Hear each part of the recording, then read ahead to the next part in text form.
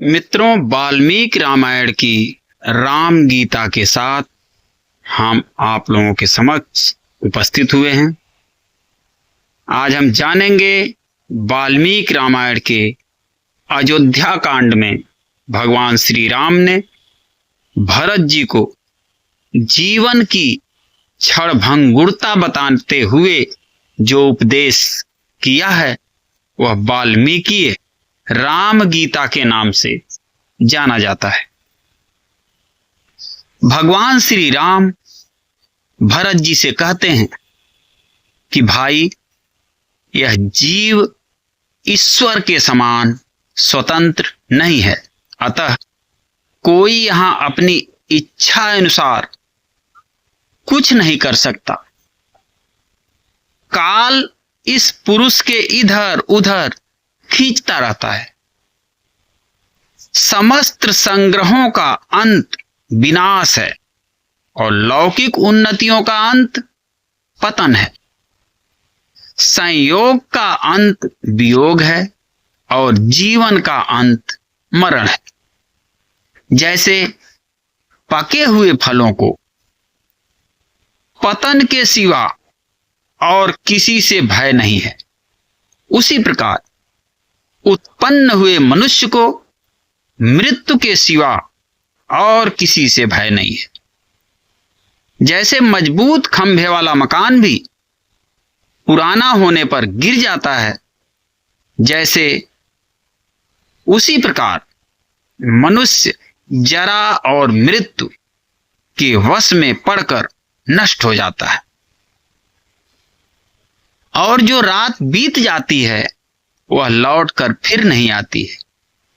जैसे जमुना जल से भरे हुए समुद्र की ओर जाती है, उधर से लौटती नहीं। दिन रात लगातार बीत रहे हैं और इस संसार में सभी प्राणियों की आयु का तीव्र गति से नाश कर रहे हैं। ठीक वैसे ही जैसे सूर्य की किरणें ग्रीष्म ऋतु के जल को तेजी से सोखती रहती हैं। भगवान राम फिर कहते हैं भरत जी से कि तुम अपने ही लिए चिंता करो, दूसरों के लिए क्यों बार बार शोक करते हो। कोई इस लोक में हो या कहीं और चला गया हो, हर किसी की आयु तो निरंतर क्षीण हो ही रही है।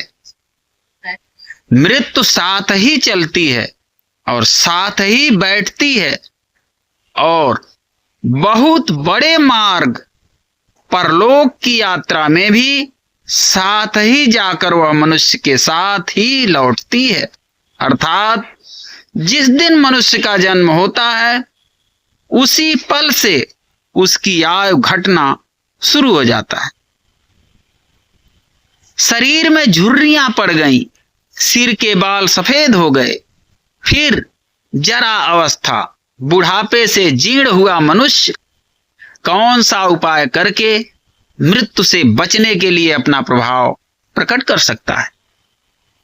लोग सूर्योदय होने पर प्रसन्न होते हैं, सूर्यास्त होने पर भी खुश होते हैं, किंतु वे यह नहीं जानते कि प्रतिदिन उनके जीवन का नाश हो रहा है। किसी ऋतु का आरंभ देखकर मानो वह नई नई आई हो, जैसे पहले वह आई ही ना हो, ऐसा विचार कर लोग खुशी से खिल उठते हैं। परंतु वे यह नहीं जानते कि इन ऋतुओं के परिवर्तन से प्राणियों के प्राणों आयु का धीरे धीरे क्षय हो रहा है। भगवान राम फिर भरत जी से कह रहे हैं कि जैसे समुद्र में बहते हुए दो लकड़ी के टुकड़े कभी एक दूसरे से मिल जाते हैं और कुछ समय के बाद अलग हो जाते हैं, उसी प्रकार स्त्री, पुत्र, कुटुंब और धन भी मिलकर बिछुड़ जाते हैं, क्योंकि इनका बिछुड़ना वियोग अवश्यम भावी है। और इस संसार में कोई भी प्राणी यथा समय प्राप्त होने वाले जन्म मरण का उल्लंघन नहीं कर सकता। इसलिए जो किसी मरे हुए व्यक्ति के लिए बारंबार शोक करता है, उसमें भी यह सामर्थ्य नहीं है कि वह अपनी ही मृत्यु को टाल सके।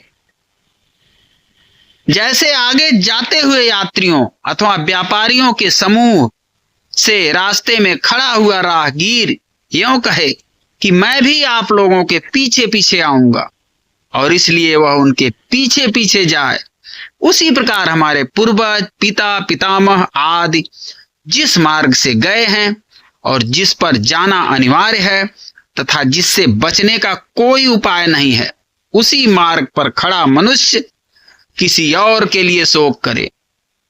जैसे नदियों का प्रवाह पीछे नहीं लौटता, उसी प्रकार दिन दिन ढलती हुई अवस्था फिर नहीं लौटती, उसका धीरे धीरे नाश हो रहा है।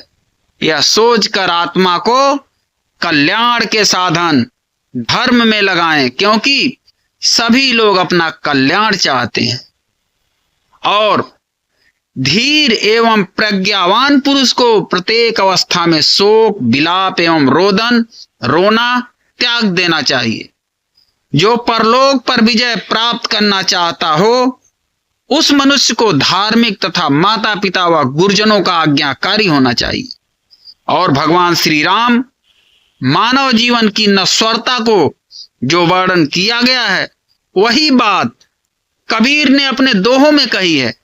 क्या कहे हैं कबीरदास जी कि आए हैं सो जाएंगे राजा रंक फकीर, एक सिंहासन चढ़े चले एक बंधे जंजीर, अमालियावत देख के कलियां करें पुकार, फूली फूली चुन लई काल है हमारी बार, माटी कहे कुम्हार को तू क्या रो दे मोह, एक दिन ऐसा होएगा मैं रो दूंगी तो मित्रों, ये थी भगवान श्री वाल्मीकि रामायण की राम गीता।